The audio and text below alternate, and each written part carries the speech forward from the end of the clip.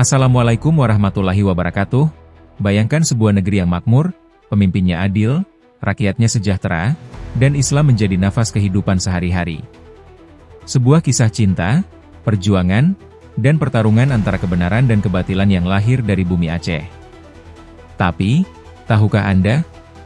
Di balik kisah indah ini tersembunyi rahasia besar tentang raja-raja besar Aceh, yang selama ini hanya kita kenal lewat sejarah formal. Mari kita buka lembaran hikayat Putroy Gumbak Meuh, sebuah legenda yang ternyata membawa jejak kejayaan Aceh Darussalam. Namun, sebelum kita mulai masuk ke dalam ceritanya, jangan lupa untuk like, komen, share dan subscribe. Serta jangan lupa juga ya, aktifkan lonceng notifikasinya agar Anda tidak ketinggalan video-video menarik lainnya dari Aceh History. Dalam Khazanah Sastra Klasik Aceh, terdapat sebuah hikayat yang menyimpan nilai historis dan kultural yang tinggi, yaitu hikayat Putroy Gumbak Meuh. Dari berbagai peristiwa yang dihikayatkan dalam teks ini, tampak bahwa latar geografis tempat terjadinya kisah tersebut tidak lain adalah Tanah Aceh, sebuah wilayah yang dalam lintasan sejarahnya dikenal sebagai Serambi Mekah dan pusat peradaban Islam di Asia Tenggara. Namun, persoalan mengenai waktu atau zaman terjadinya kisah ini menjadi suatu teka-teki yang menarik untuk dikaji secara lebih dalam.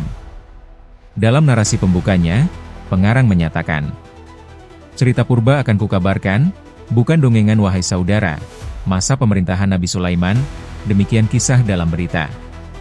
Sepintas, bait ini memberikan kesan bahwa kisah ini berasal dari masa yang sangat lampau, bahkan dikaitkan dengan zaman Nabi Sulaiman, seorang nabi dalam tradisi Yahudi, Kristen, dan Islam yang dikenal akan kebijaksanaannya, kekuasaan atas jin dan binatang, serta kemakmuran kerajaannya. Namun, bila kita telisik lebih jauh ke dalam isi cerita, terdapat beberapa kejanggalan kronologis yang perlu dicermati secara kritis. Salah satu tokoh utama dalam hikayat ini, Putroy Gumbak Meuh, digambarkan sebagai seorang putri yang sangat salih, hingga disebutkan bahwa ia semalam suntuk membaca kitab suci Al-Quran. Fakta ini tentu menimbulkan kontradiksi yang cukup jelas.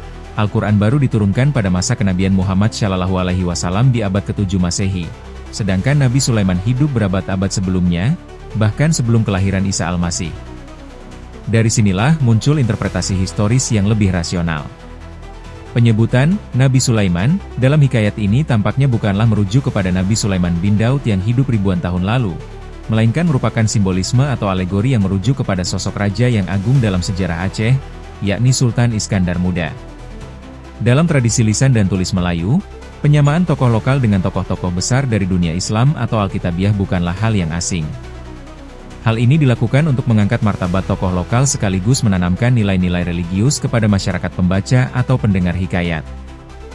Sultan Iskandar Muda, yang memerintah Kesultanan Aceh Darussalam dari tahun 1607 hingga 1636, dikenal sebagai raja terbesar dalam sejarah Aceh. Di masa pemerintahannya, Aceh mencapai puncak kejayaan dalam berbagai bidang, militer, ekonomi, diplomasi, dan terutama dalam penyebaran Islam. Maka, tidaklah mengherankan jika dalam hikayat ini, nama Nabi Sulaiman digunakan sebagai penyamaran puitis untuk menggambarkan kemegahan pemerintahan Sultan Iskandar Muda. Bila kita lanjutkan penelusuran ini, tampak pula bahwa gaya bahasa dan struktur cerita dalam hikayat ini sesuai dengan bentuk-bentuk sastra yang berkembang pada akhir abad ke-17, yaitu masa pemerintahan Sultan Iskandar Sani, putra dari Iskandar Muda. Ini memperkuat dugaan bahwa hikayat ini disusun pada masa transisi antara kejayaan dan kemunduran Aceh. Dengan kata lain, hikayat ini merupakan refleksi dari kenangan kejayaan masa lalu, yang dikemas dalam bentuk cerita semi-fiktif namun syarat makna sejarah dan nilai-nilai moral. Dalam konteks ini, kita perlu memahami bahwa hikayat bukan semata-mata dongeng atau cerita hiburan. Ia adalah media penyampai nilai, alat dokumentasi budaya, serta refleksi dari zaman dan realitas sosial tertentu.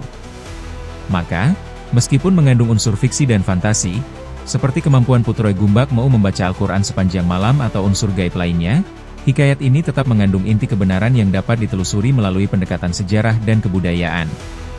Kesimpulan yang dapat ditarik dari pembacaan kritis ini adalah bahwa hikayat Putroy Gumbak Meuh merupakan produk sastra yang bersifat historiofiktif, yakni perpaduan antara fakta sejarah dan imajinasi budaya.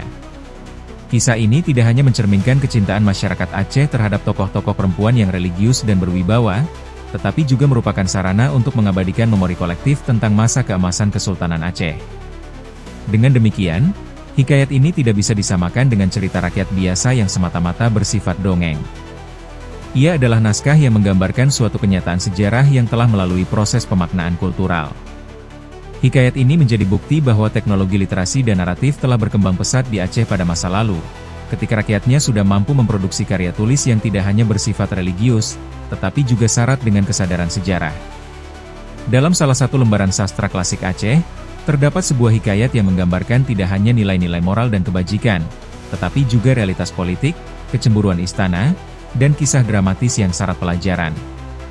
Hikayat ini berasal dari kerajaan Bulitan Sagook, sebuah kerajaan yang digambarkan makmur dan tentram, diperintah oleh seorang raja bijaksana bernama Chamsol Kasara.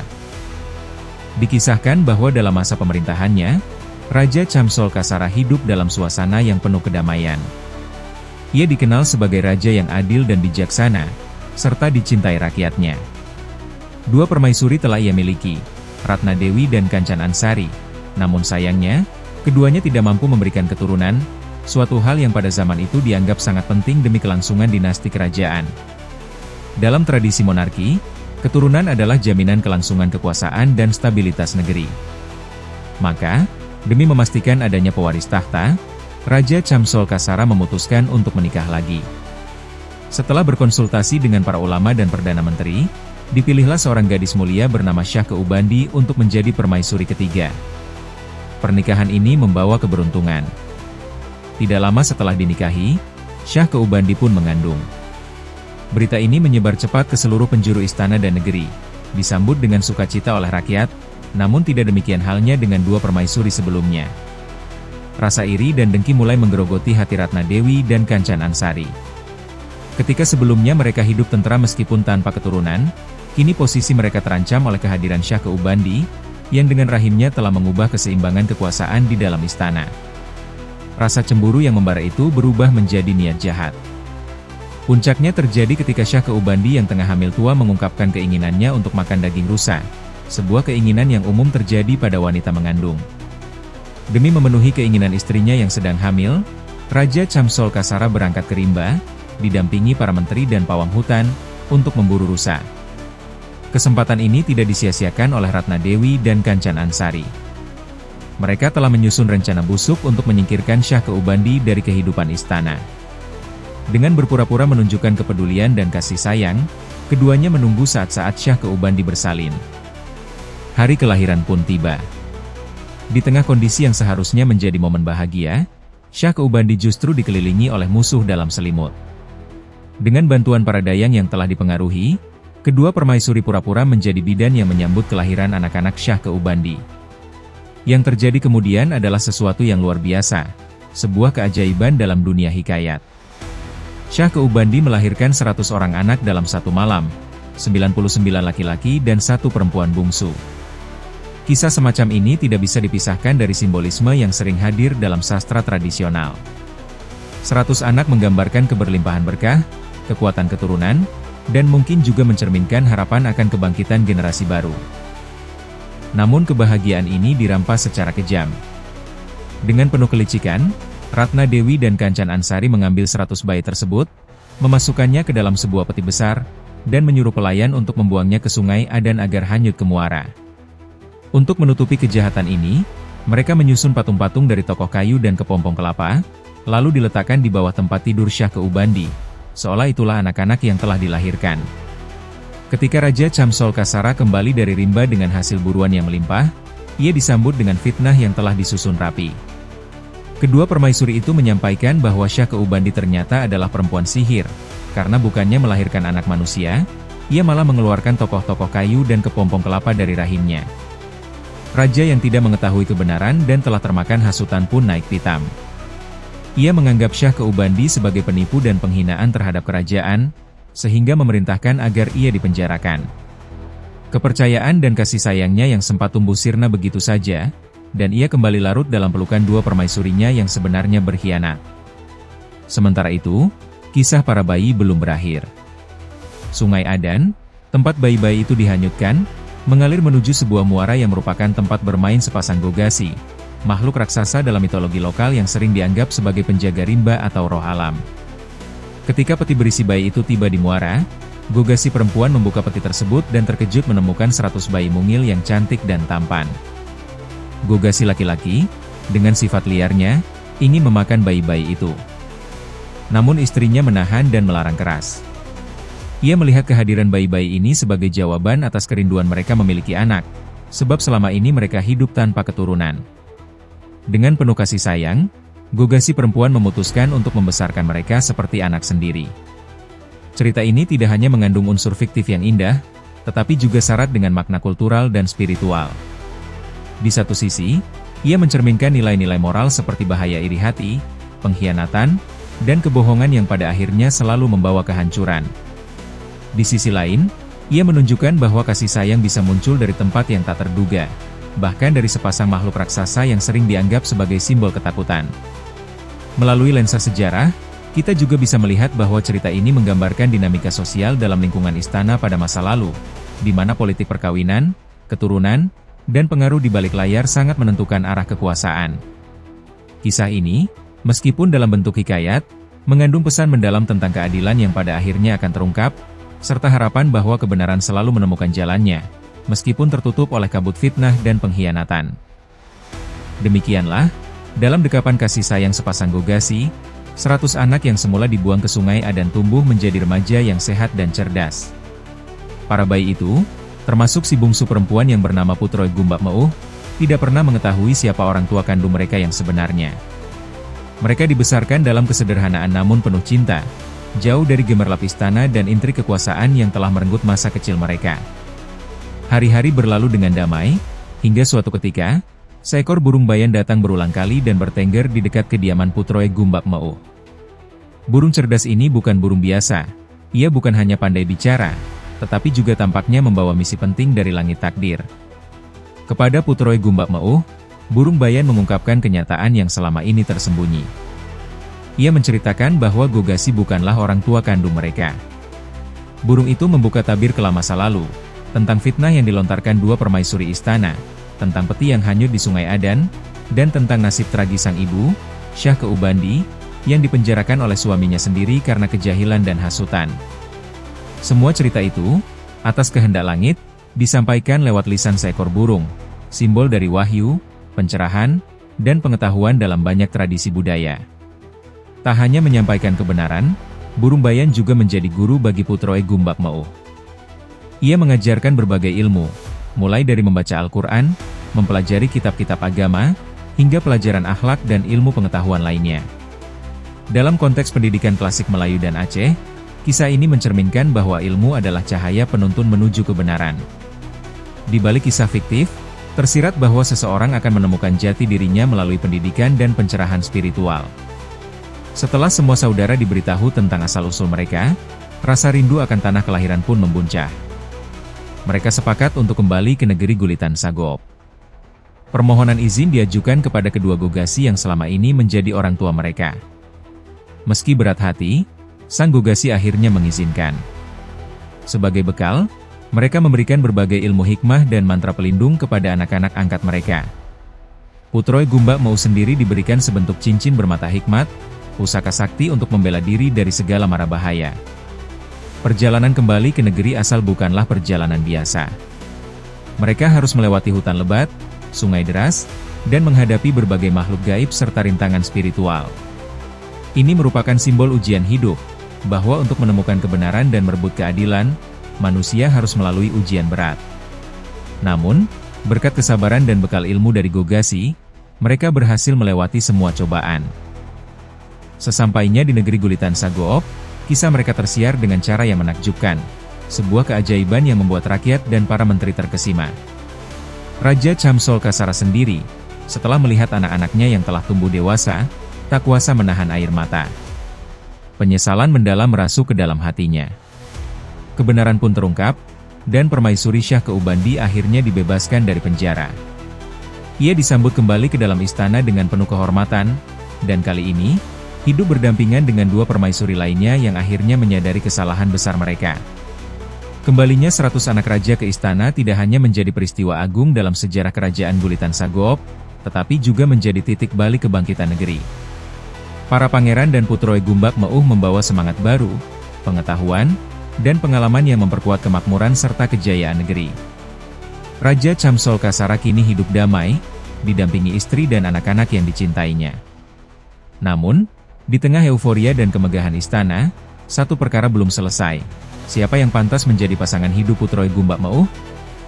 Putri bungsu yang dikenal jelita dan bijak itu menjadi pusat perhatian seluruh bangsawan dan pemuda negeri. Ribuan lamaran datang dari pemuda-pemuda gagah dan tampan, tetapi satu pun tak mampu menambatkan hatinya. Takdir berkata lain. Pada suatu hari, istana mengundang para pelajar dari sebuah dayah, pesantren, terkemuka, yang dipimpin oleh seorang ulama besar bernama Teungku Cik bergelar Syiah Ulama. Di antara para pelajar tersebut, tampaklah seorang pemuda sederhana namun berwibawa. Pada pandangan pertama, Putroy Gumbak Meuh langsung jatuh hati.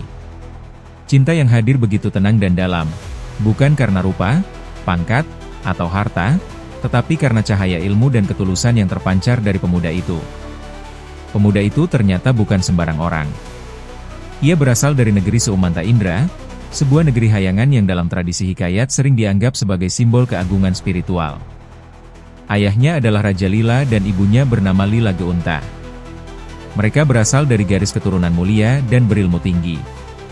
Sayangnya, ketika kedua anaknya, Siton Geulima dan Lila Bangguna, telah tumbuh dewasa, Raja Lila dan istrinya wafat, meninggalkan tahta dan warisan besar berupa kebajikan. Dengan pertemuan dua dunia istana dan dunia ilmu, kisah cinta Putroy Gumbak Meuh dan pemuda Seumanta Indra menjadi jalinan yang indah dalam hikayat ini. Sebuah penggabungan antara garis keturunan kerajaan dengan tradisi keilmuan, yang menjadi simbol harapan masyarakat Aceh akan pemimpin masa depan. Tidak hanya gagah dan kaya, tetapi juga berilmu, bijak, dan penuh kasih sayang. Lila Bangguna, sang pemuda dari negeri Kayangan, setelah sekian lama menetap di bumi dan menikmati indahnya kehidupan bersama Putroy Gumbak Meuh, merasa rindu pada kampung halamannya.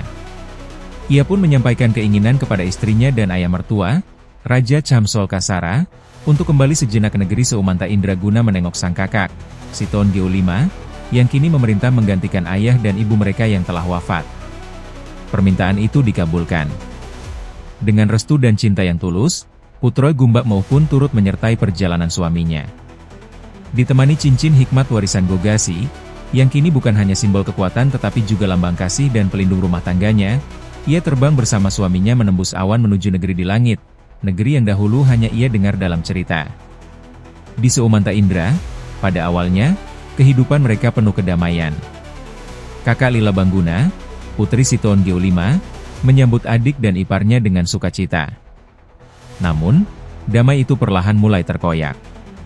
Kecantikan Putroy Gumbak Meuh, tutur katanya yang halus, dan kecerdasan yang terpancar dari matanya mulai menimbulkan rasa iri di hati sang kakak ipar. Putri Siton Geulima merasa bahwa adiknya terlalu jauh menyatu dengan dunia bawah, dengan manusia, dan khawatir garis keturunan Kayangan akan ternoda. Ia berusaha menjodohkan Lila Bangguna dengan seorang putri Kayangan bangsawan tinggi, demi menjaga kemurnian garis keturunan langit. Upaya ini dilakukan dengan halus namun terencana, seperti embun yang perlahan membeku menjadi es. Namun, cinta antara Putroy Gumbak Meuh dan Lila Bangguna bukanlah cinta yang rapuh. Ikatan mereka dibangun atas dasar ilmu, keberanian, dan pengorbanan. Maka, ketika kabar ketegangan itu sampai ke telinga ke-100 saudara kandung Putroy Gumbak Meuh di negeri Gulitan Sagoop, mereka diam-diam turun tangan. Dengan kesaktian dan kebijaksanaan yang mereka miliki, mereka terbang ke negeri Kayangan dan menggagalkan rencana perjodohan tersebut secara diam-diam, tanpa mencoreng kehormatan siapapun. Setelah ketegangan mereda, Lila Bangguna dan Putroy Gumbak Meuh memilih kembali ke bumi. Mereka meninggalkan negeri Seumanta Indra dengan hati lapang, dan pulang ke Gulitan Sagoop, tempat di mana cinta mereka bertumbuh dan bersemi. Di sana, kehidupan kembali berjalan damai, istana dipenuhi tawa dan ilmu, dan rakyat pun hidup sejahtera di bawah kepemimpinan Raja Chamsolkasara dan generasi penerusnya. Namun damai itu tak berlangsung lama. Di ujung timur dunia, terdengar kabar tentang kecantikan Putroy Gumbak Meuh yang begitu mempesona hingga menembus batas negeri dan samudera. Kabar itu sampai ke telinga Raja Cina, seorang penguasa yang dikenal rakus akan perempuan cantik dan gemar mengumpulkan selir dari berbagai negeri. Raja Cina pun tak tinggal diam. Ia mengutus pasukan besar melintasi lautan, menuju Gulitan Sagoop, dengan satu tujuan, merebut Putroy Gumbak Meuh dan membawanya ke istananya. Perang pun pecah. Tanah Gulitan Sagop berguncang oleh derap kaki pasukan berkuda, dan angkasa memerah oleh panah-panah yang terbang. Ribuan prajurit gugur di medan laga, dan banyak darah tertumpah demi menjaga kehormatan dan martabat negeri. Pada satu saat yang mencekam, Raja Cina berhasil menculik Putroy Gumbak Meuh dan membawanya dalam sebuah peti kaca, lambang ego dan keserakahan. Namun, kisah ini tak berakhir tragis. Cincin hikmat yang dikenakan Putroy Gumbak Meuh bersinar terang di dalam peti, memancarkan sinyal kepada suami dan saudara-saudaranya. Dengan kecepatan kilat, pasukan Gulitan Sagop melakukan serangan balasan. Dalam pertempuran terakhir yang menggetarkan langit dan bumi, Raja Cina tewas terbunuh. Putroy Gumbak Meuh diselamatkan, dan tentara Cina pulang dengan kekalahan yang memalukan. Kemenangan itu tidak hanya membawa kebebasan, tetapi juga mempertegas bahwa cinta, keberanian, dan persatuan mampu mengalahkan ambisi paling gelap sekalipun. Setelah perang berakhir dan negeri kembali damai, anugerah pun datang dari langit. Putroy Gumbak Meuh mengandung anak pertamanya. Segenap istana dan rakyat bersukacita, karena sang putri yang telah melalui banyak ujian hidup kini akan menjadi ibu dari generasi penerus. Lahirlah seorang bayi laki-laki yang tampan dan cerdas, diberi nama Meurak Diwangga. Nama itu dipilih bukan sembarangan. Meurak melambangkan cahaya harapan yang menyala di tengah gelapnya cobaan, dan Diwangga menggambarkan kejayaan dan martabat yang kelak akan dijunjung tinggi oleh anak keturunan mereka. Dengan kelahiran Meurak Diwangga, berakhirlah kisah agung ini. Hikayat yang mengisahkan cinta, pengkhianatan, keberanian, ilmu, dan pengorbanan, semua terlukis indah dalam bait-bait puisi klasik yang hidup dari zaman ke zaman. Dari perbandingan itu semakin nyata bahwa hikayat Putroy Gumbak Meuh sesungguhnya adalah cermin dari keadaan sejarah Aceh Darussalam di zaman kejayaan Sultan Iskandar Muda dan masa transisinya. Pengarang hikayat ini tampaknya ingin melukiskan kisah nyata dalam bentuk alegori, dengan memperhalus nama-nama tokoh dan negeri, namun tetap menyiratkan pesan moral, keagamaan, serta gambaran politik pada masa itu. Dalam hikayat ini, terdapat pula sorotan kuat terhadap pentingnya keadilan dan ketakwaan seorang pemimpin. Raja Chamsol Kasara, yang kita pahami sebagai perlambang Iskandar Muda, digambarkan sebagai sosok penguasa adil, pemberani, namun juga sangat menjaga syariat Islam dalam pemerintahannya. Ini sejalan dengan sejarah Iskandar Muda, yang diketahui memperkuat hukum Islam di Aceh dan memerangi segala bentuk maksiat serta kedurhakaan. Lebih jauh lagi, watak Putroy Gumbak Meuh yang penuh takwa, cerdas, serta setia beribadah menjadi teladan perempuan mulia di Aceh. Ia bukan hanya simbol kecantikan lahiriah, namun juga kecantikan ruhaniah, sehingga ia menjadi lambang seorang ratu ideal, seperti halnya Sri Ratu Safiatuddin, yang setelah wafatnya Iskandar Muda, memegang tampuk pemerintahan dan membawa Aceh dalam masa keemasan yang penuh kebijaksanaan. Sementara itu, figur Lila Bangguna, yang disamakan dengan Sultan Iskandar Sani, adalah contoh pemimpin muda yang tidak hanya gagah dan bijaksana, tetapi juga menguasai berbagai ilmu keislaman, dari tasawuf hingga hukum syariat. Pendidikan Lila Bangguna yang digambarkan sangat mendalam dalam berbagai cabang ilmu keislaman menunjukkan bahwa kepemimpinan yang baik harus bertumpu pada pengetahuan agama dan akhlak yang mulia. Konflik-konflik yang terjadi dalam hikayat, seperti perebutan Putroy Gumbak Meuh oleh Raja Cina, juga bisa ditafsirkan sebagai simbol serangan dari kekuatan asing terhadap Aceh, yang pada masa itu harus mempertahankan kedaulatannya dari ancaman kolonialisme dan hegemoni bangsa lain. Dengan semua unsur tersebut, tidak diragukan lagi bahwa hikayat Putroy Gumbak Meuh bukanlah sekadar kisah cinta fantasi semata, melainkan sebuah karya penuh makna yang menggambarkan perjuangan menegakkan kebenaran al-haq melawan kebatilan, al-bathil, dalam balutan nilai-nilai keagamaan dan kebangsaan.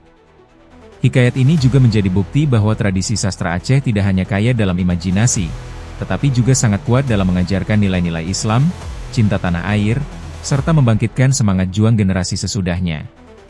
Dari hikayat ini, kita bukan hanya disuguhkan kisah cinta atau peperangan semata, tapi juga diingatkan tentang pentingnya iman, ilmu, keadilan, dan kesetiaan kepada nilai-nilai luhur. Betapa para leluhur kita telah membangun peradaban besar dengan landasan Islam yang kokoh. Semoga kisah Putroy Gumbak Meuh ini menjadi cermin bagi kita semua, bahwa di tengah gempuran zaman, kebenaran dan ketakwaanlah yang akan selalu menang. Bagaimana pendapat kalian tentang hikayat Putroy Gumbak Meuh? Tulis pendapat kalian di kolom komentar. Jangan lupa untuk terus menjaga warisan sejarah kita. Sampai bertemu di kisah berikutnya. Wassalamualaikum warahmatullahi wabarakatuh.